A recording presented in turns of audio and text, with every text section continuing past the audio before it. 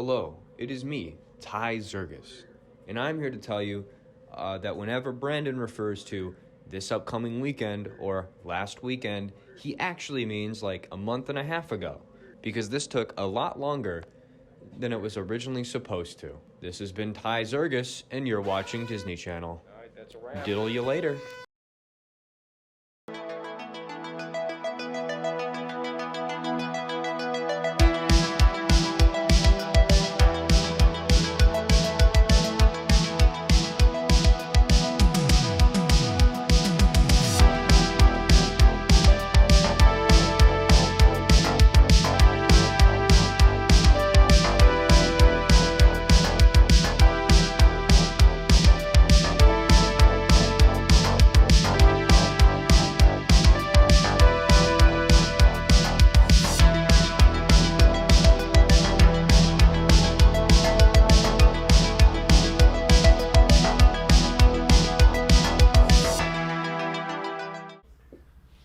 The date was October 23rd, 1992. Exactly 2:14 p.m. The auditorium is packed. The sound of cymbals crashing, echoing throughout the room, overtaking the sound of thousands of voices, each in their very own conversation. There's a hippo that looks like Papa Smurf, but I'll get to that later. Hi, fellow cool kids.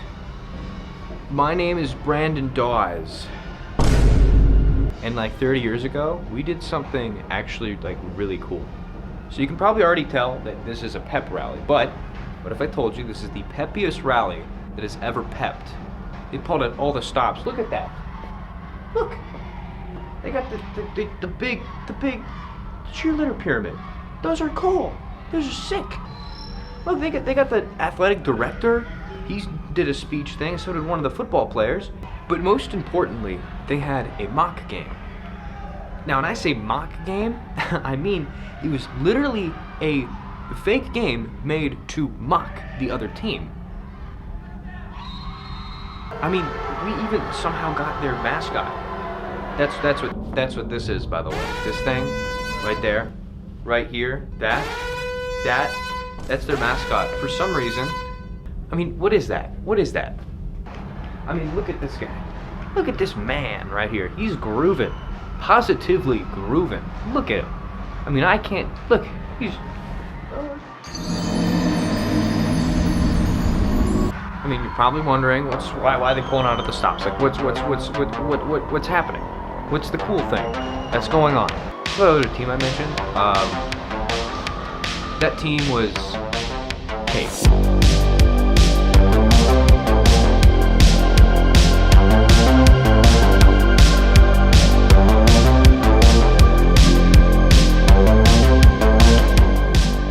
Whether it is remembered as Jock Tech or Cape, the Cincinnati Academy of Physical Education played an important, although short-lived role in the history of Cincinnati Public Schools' Magnet School Initiative, said Deborah Cole Kramer at exactly 7 o'clock a.m.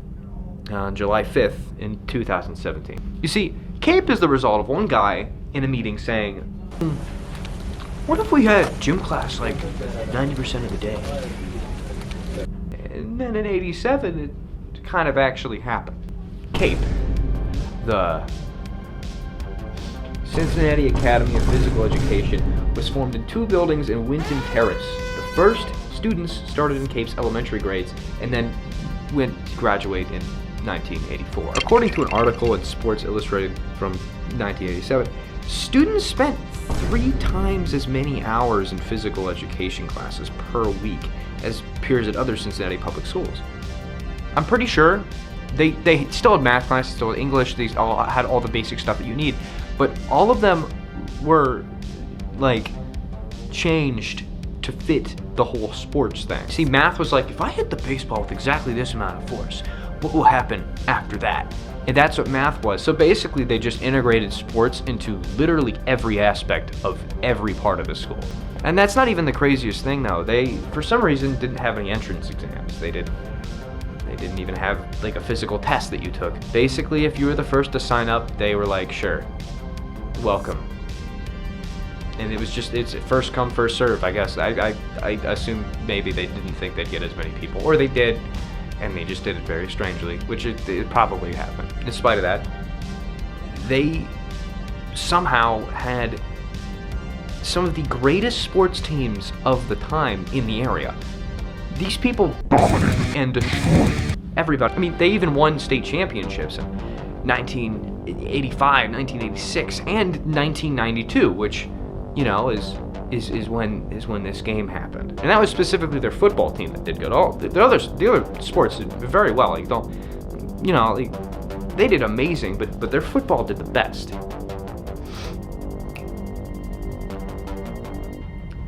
And that's who we were facing.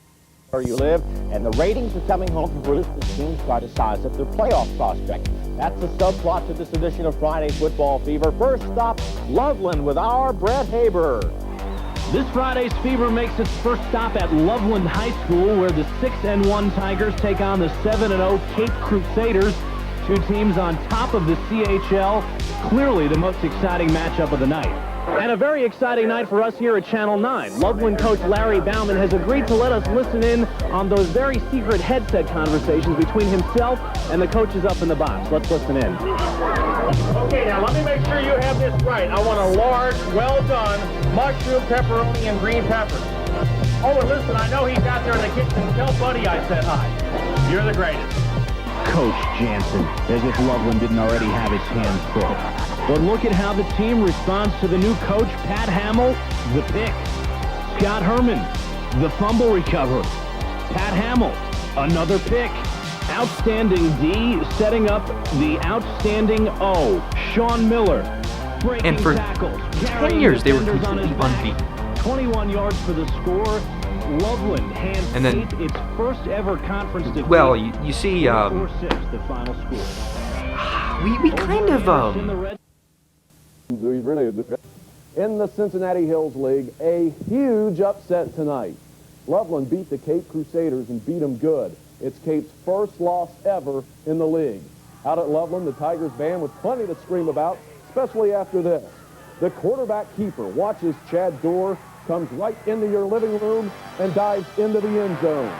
see, this was kind of big at the time. I mean, just ask some of the people who were there. What do you mean, no? What do you mean you're too lazy? Fine. You know, we did it for you anyway. So, you know, you don't have to do that now. You don't have to go through the work. We did it for you anyway. 30 years ago. Well, I remember because I was playing football then. I was a junior in high school, and Cape was undefeated in the CHL, which was the league we used to be in. And we had a good team that year. We ended up finishing that season 9-1. Our only loss was to Wyoming. But when we played Cape, their streak had been like 5 or 6 years. They had not lost a game. And we played them at home at now is the middle school, the field down there. And I remember one of our coaches, his name was Chuck Battle. He had a son that went to Cape, and he was coaching for Loveland and said, "This is our year." And I remember him going in the old Tiger Room, which is, I don't even think they use anymore, giving one of those speeches where I think we would have ran through a wall for him, and went out and completely dominated Cape and gave them their first loss ever in CHL history. And it was very memorable, and probably one of my highlights of playing football when I was in high school.